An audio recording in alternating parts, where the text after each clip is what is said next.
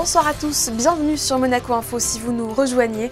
Nous sommes le samedi 26 avril et voici les titres de votre 19h. Nous consacrerons une grande partie de ce journal à cet événement planétaire, les funérailles du pape François qui ont eu lieu aujourd'hui. Pour évoquer les temps forts de la journée, nous serons en duplex avec Alban Mikosi, journaliste pour France Télévisions, et avec Laura et Filippo, des jeunes catholiques de Monaco présents au Vatican.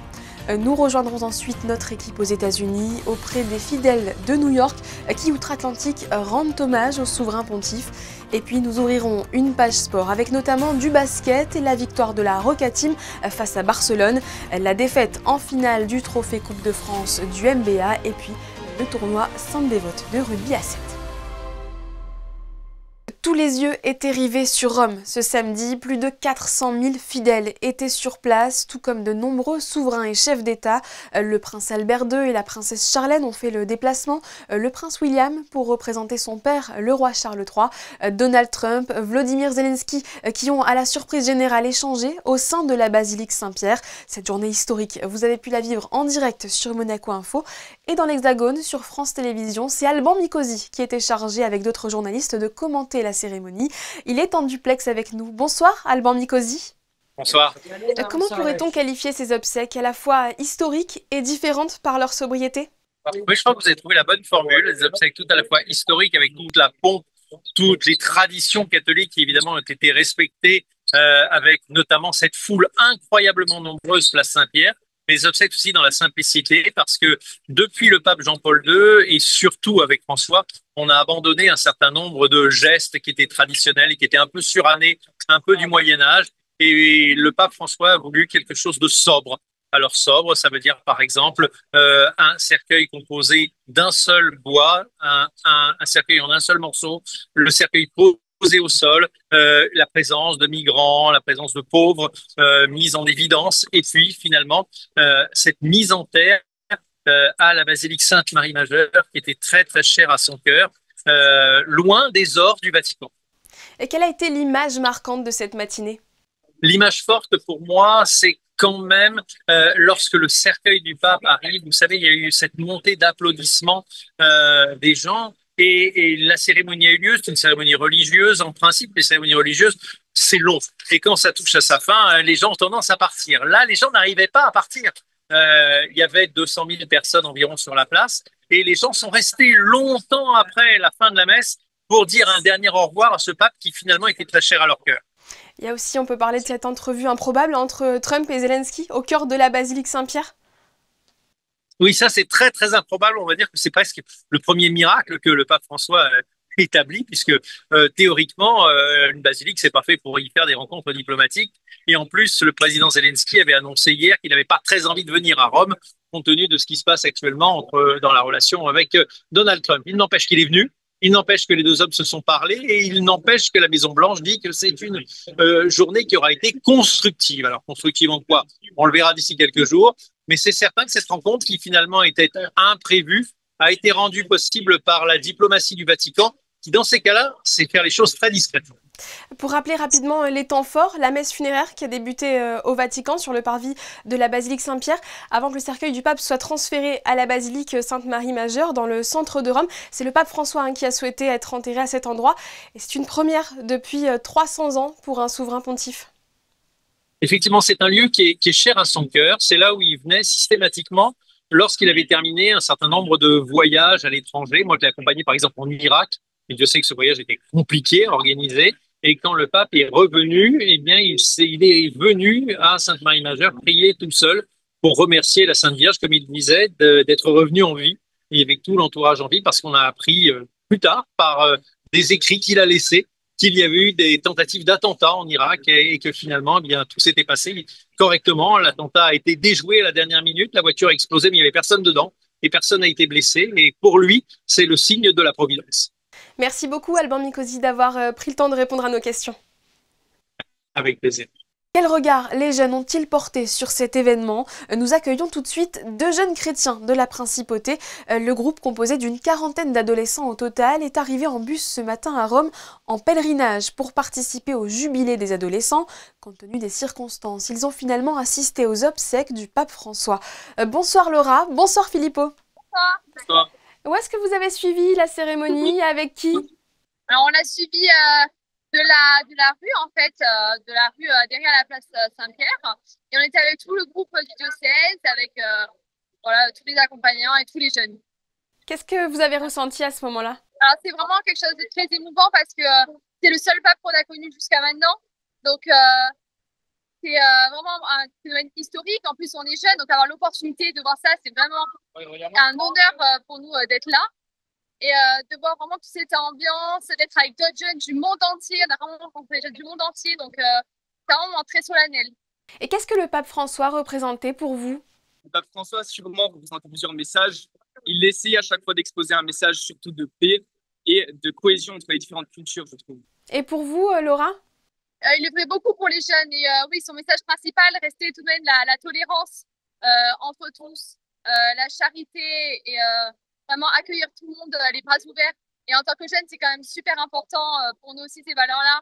Et on était très attachés à lui, il était très attaché à la jeunesse. Est-ce qu'il vous a inspiré d'une façon ou d'une autre? Sûrement, il nous a inspirés de plusieurs manières, je pense. Moi, personnellement, mais je pense beaucoup de jeunes dans le monde entier.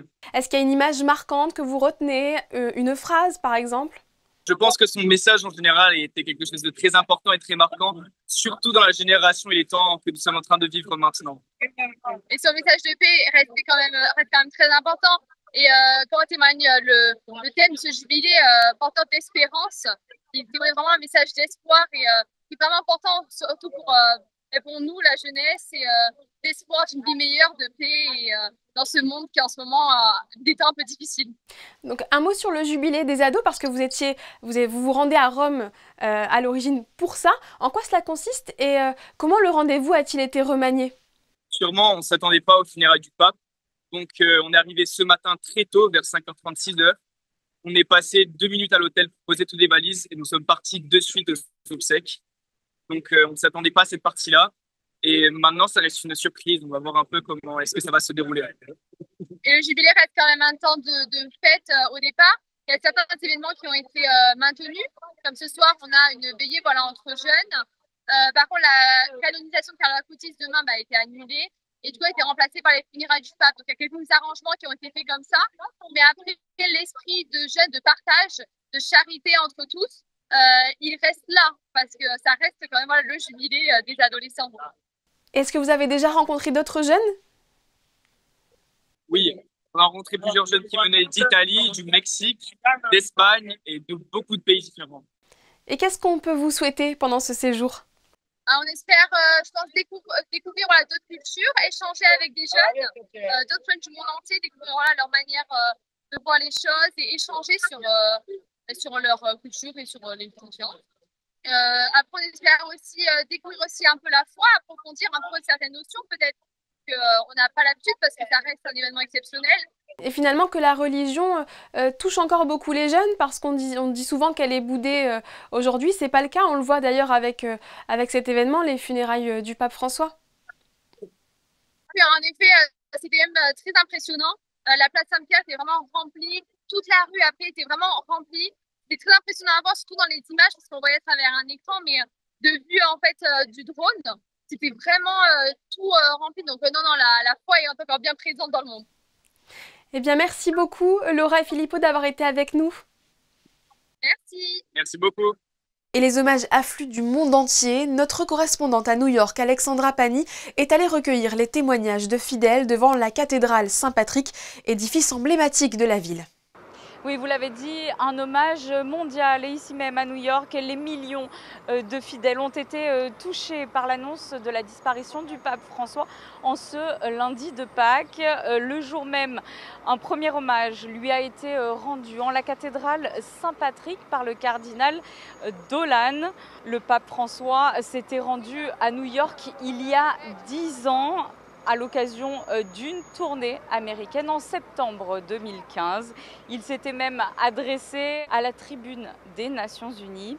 Ce samedi, un nouvel hommage lui a été rendu à midi en la cathédrale Saint-Patrick's organisée par le Saint-Siège.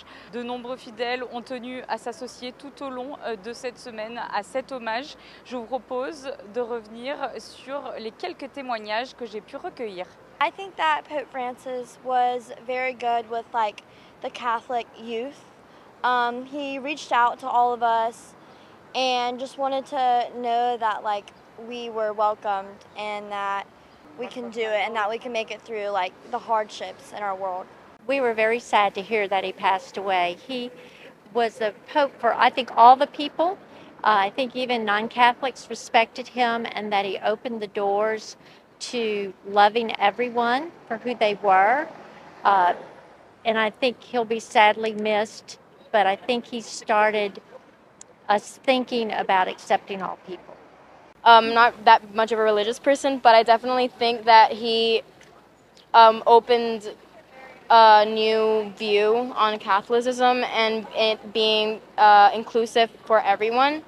I think that his emphasis on the poor and community and inclusivity for all in the church I think it's a legacy that will definitely live on. Pope Francis was an inspiration, not just to Catholics, but to every religion all over the world. And he was a man, a wonderfully kind, good man. He was so humble. And I think when he came 12 years ago, I think the world needed him. And I certainly, when I saw him, and I saw him here years ago when he came, I really gave me hope, to be a better person.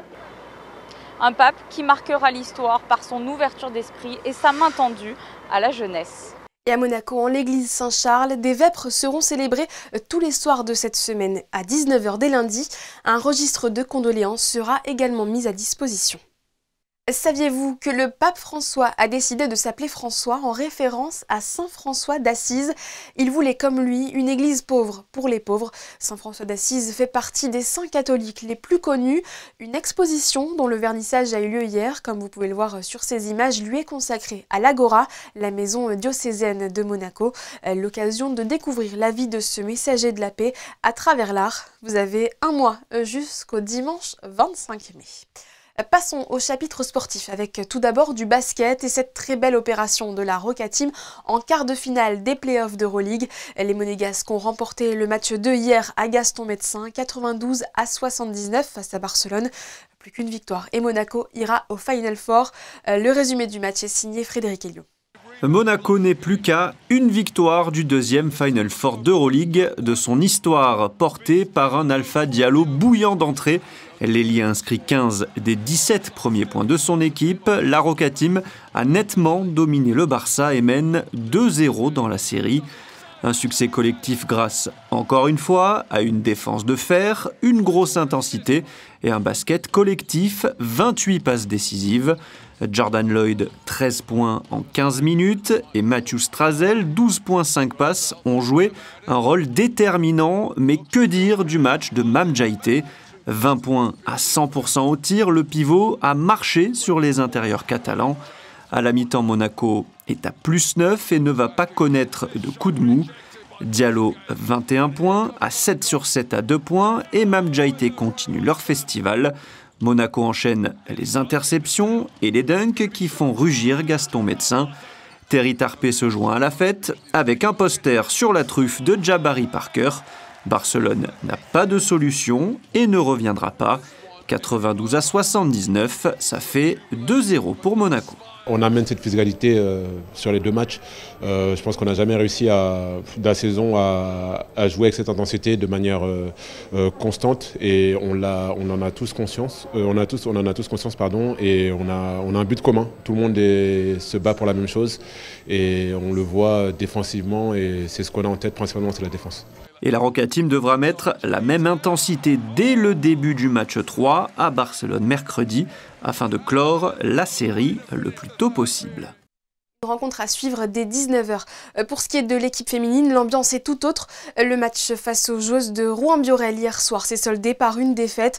Le MBA s'est incliné en finale du trophée Coupe de France à l'Accor Arena devant près de 6000 spectateurs sur place, mais aussi devant les nombreux supporters rassemblés au rouge et blanc sur le port de Fontvieille. Le récit de notre correspondant à Paris, Justin Adel. Elles avaient de l'ambition, remporter cette fois-ci le trophée Coupe de France. Car oui, elles étaient déjà passées à côté la saison dernière. Championnes en 2017 et 2022, elles avaient une nouvelle fois la possibilité de faire du MBA le premier club amateur à remporter 3 fois le titre. Mais les joueuses de Rouen les en ont empêchées. Lors du premier quart-temps, les Monégasques répondent présents. Face à l'agressivité de leurs adversaires, elles arrivent à tenir le cap même si elles finissent menées d'un petit point. Durant le deuxième, l'attaque va mieux, elles repassent devant. Le match est très serré, 34-30 à la mi-temps, en faveur des joueuses de la Principauté. La seconde partie de la rencontre est nettement plus compliquée pour nos Monégasques. Elles se laissent légèrement surpasser mais ne lâchent pas. À la fin du match, les joueuses du MBA s'inclinent sur un score qui ne correspond pas vraiment à la physionomie de la rencontre. 60-52, Rouen exulte. Nous, on était là pour gagner parce qu'une finale, ça ne se joue pas, ça se gagne. Nous, on était prêts mentalement. Tout le monde disait qu'on est des outsiders, donc ça nous va. Mais là, aujourd'hui, on a regardé Monaco dans les yeux et on a tué. On a gagné. Côté monégasque, la déception est grande. On a bossé toute l'année pour gagner aujourd'hui, mais c'est un peu la fatigue aussi, mais c'est pas une excuse. Mais c'est comme ça, c'est le sport. Il faut l'accepter. Pour la capitaine, les facteurs de la défaite sont multiples, mais l'un d'entre eux sort du lot. Forcément, on a aussi pêché sur les rebonds. On laisse 53 rebonds. C'est énorme. Et ça, c'est quelque chose qu'il va falloir corriger par la suite parce qu'il nous reste encore un match de championnat, mais surtout le match des champions pour clôturer la saison. Et voilà, forcément déçu. Même constat pour la coach, qui a du mal à trouver les mots.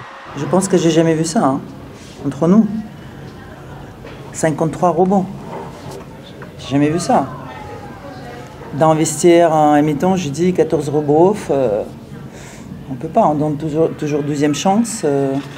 C'est pas possible. Et surtout qu'on a plus 4 ces moments-là. Là, c'est 53. Je sais pas comment on peut gagner les matchs. L'équipe va pourtant devoir se ressaisir. Le 17 mai prochain, elle jouera à Cognac, la finale du championnat de France de NF1 contre Champagne, basket féminin. Raison de plus pour leur apporter votre soutien.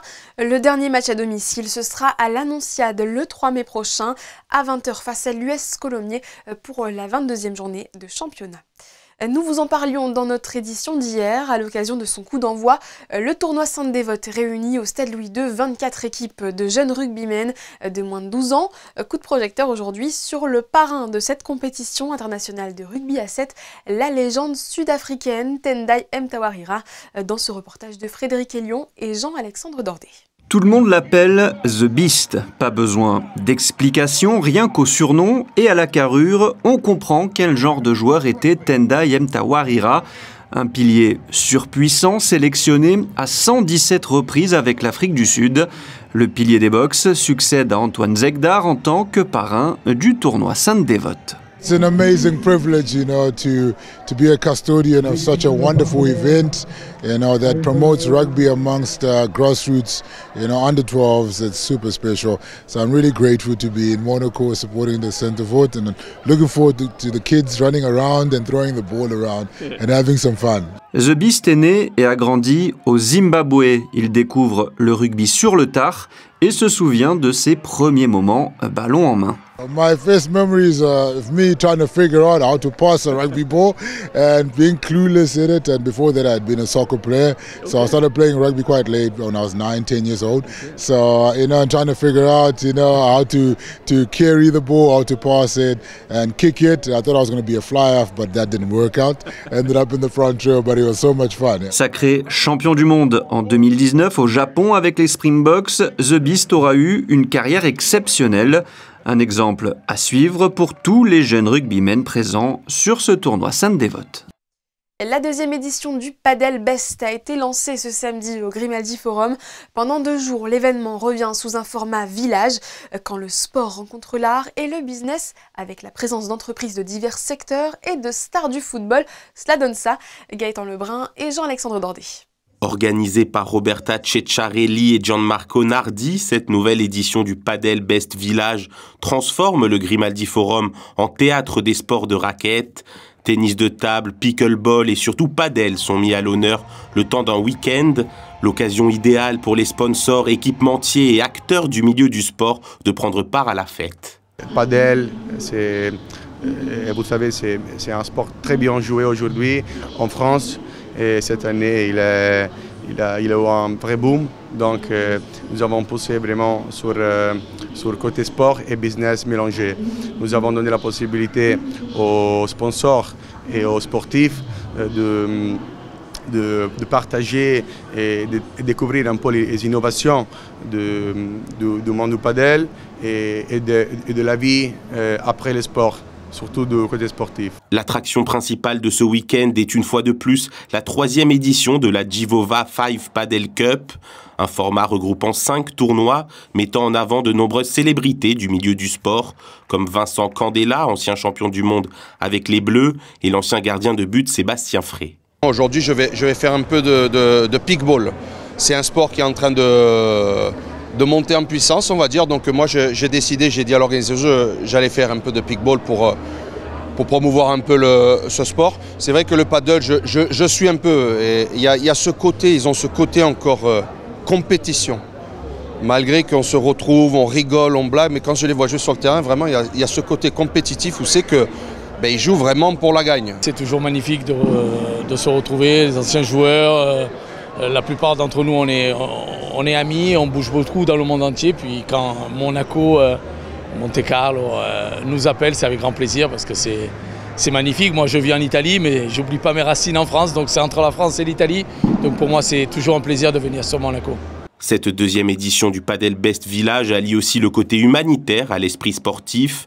Une tombola sera organisée demain et l'intégralité des fonds récoltés ce week-end sera reversée à l'association Fightheads Monaco.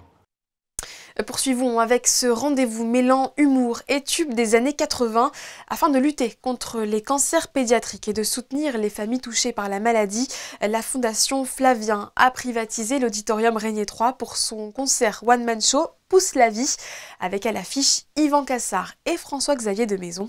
Retour en images avec Sarah Villemain et Lionel Bernardi.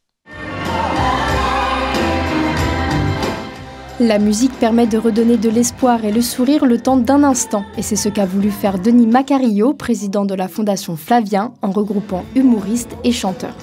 Parrain depuis plusieurs années, Yvan Cassard, connu pour ses productions avec Mylène Farmer et Johnny Hallyday, était présent derrière son piano pour animer la soirée. On m'a demandé et j'ai accepté avec un bonheur fou parce que dès la première année, j'étais souvent venu à Monaco. J'avais rencontré l'orchestre et puis j'avais rencontré Denis et je trouve que son combat avec la Fondation est absolument extraordinaire parce qu'on a besoin de s'occuper des enfants. Ça m'a beaucoup touché et je lui ai demandé comment je pouvais aider. Et il m'a dit si tu pouvais être parrain, finalement ça serait bien. Alors je suis venu une première fois, puis une deuxième, et puis finalement je suis le parrain qui accueille les nouveaux parrains, parce qu'on a du mal à se séparer pour faire, pour fêter, pour passer des bons moments d'amitié, de musique et de fête avec tout le monde. La musique, c'est une manière d'oublier ses soucis, de s'évader du quotidien. Donc que ça soit cette musique-là, la musique classique, peu importe, la pop, le rap, voilà, les enfants, ils écoutent plein de musique, et c'est ça qui est amusant d'ailleurs, c'est que même dans cette musique des années 80, qui n'est pas de leur âge, ça va les amuser parce que leurs parents ont écouté ça, et puis d'un coup, ils se souviennent de quelque chose. Quand on fait de la musique ou quand on est à nos concerts, on oublie tout ça, on oublie ses soucis. Alors si l'espace de 5 minutes, 10 minutes, ils peuvent penser à autre chose, et ben ça, c'est vraiment une belle chose, bien sûr, c'est positif. Mais ce n'est pas tout. Cette année, la Fondation a accueilli un deuxième parrain, connu pour son humour, son talent de comédien et récemment pour le chant. François-Xavier de Maison faisait partie de la liste d'invités avec le groupe Call Me Winston. Je suis très très fier d'être le parrain de cette soirée ici à Monaco. C'est une soirée musicale, je vais un peu chanter, ça je suis très heureux. J'avais chanté pour les Enfoirés là, cette année, et puis là je suis très très heureux de pousser la chansonnette avec un orchestre derrière Call Me Winston, c'est un kiff incroyable. Yvan Cassard qui a quand même tourné avec Johnny, Mylène Farmer, enfin un grand musicien. Et puis voilà, je vais sans doute, il faut soutenir la Fondation Flavien, ils se battent toute l'année. Là, c'est un soir, mais leur combat, c'est toute l'année. Et les cancers pédiatriques, c'est une cause dont on ne mesure pas encore l'importance, mais qui me touche beaucoup. Le public était au rendez-vous et ses missions réussies. Tout le monde est ravi et fier de ce beau concert. J'essaie de venir toutes les années déjà, et là ça fait 4 ans magnifique, je n'ai pas vu les premières années, mais franchement c'est de mieux en mieux, et vraiment les spectacles là, il est super, et les années 80 et tout ça, c'est vraiment les souvenirs de notre jeunesse. On travaille dans le milieu médical, et donc ça nous paraissait important de venir soutenir et contribuer en fait à cette association caritative en participant et en assistant au spectacle. L'association réalise plusieurs événements tout au long de l'année. Depuis 2014, plus de 850 000 € ont été récoltés et ont permis de faire avancer les recherches dans la lutte contre les cancers pédiatriques. La Fashion Week s'achève aujourd'hui. Cette année encore, cette semaine dédiée à la mode durable a réuni les plus grands créateurs. Nous recevions hier Renzo Rosso, fondateur de la marque Diesel. Ils se sont réunis à l'occasion de défilés, mais aussi hors des podiums. Exemple avec le brunch organisé ce midi, durant lequel Inji Chaloub, que l'on surnomme la première dame du luxe au Moyen-Orient, a livré son témoignage. Cette édition touche à sa fin. Merci à tous de l'avoir suivi. Nous la refermons avec les photos de Stéphane Dana de la belle victoire de la Roca Team hier face à Barcelone. Monaco est désormais à une marche du Final Four en Euroleague. Dans un instant, votre météo présentée par Théo Schumer. Quant à moi, je vous donne rendez-vous demain 18h30 pour un nouveau point sur l'actualité. D'ici là, passez une excellente soirée sur Monaco Info.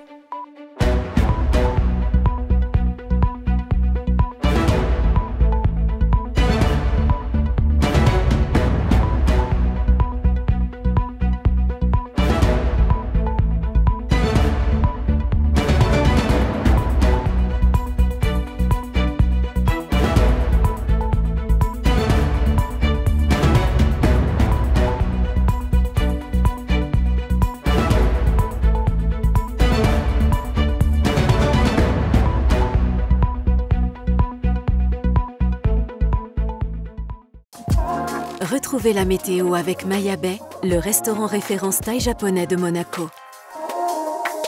Bonsoir à tous, le ciel va reprendre un peu son souffle avant d'enchaîner sur une belle période de beau temps. Traduction, il va faire gris ce dimanche, et oui, mais vous allez le voir, c'est 3 fois rien. C'est demain matin que la météo sera la moins bonne, vous vous réveillerez avec une bonne masse nuageuse et une bonne averse. En revanche, l'après-midi devrait être aussi nuageux, mais moins pluvieux. Côté température, elle continue de grimper progressivement, même sous les nuages. Comptez 15 degrés en matinée et jusqu'à 19 degrés pour votre après-midi. Demain, nous fêterons toutes les Ita. Belle soirée sur Monaco Info. C'était la météo avec Maya Bay, le restaurant référence thaï japonais de Monaco.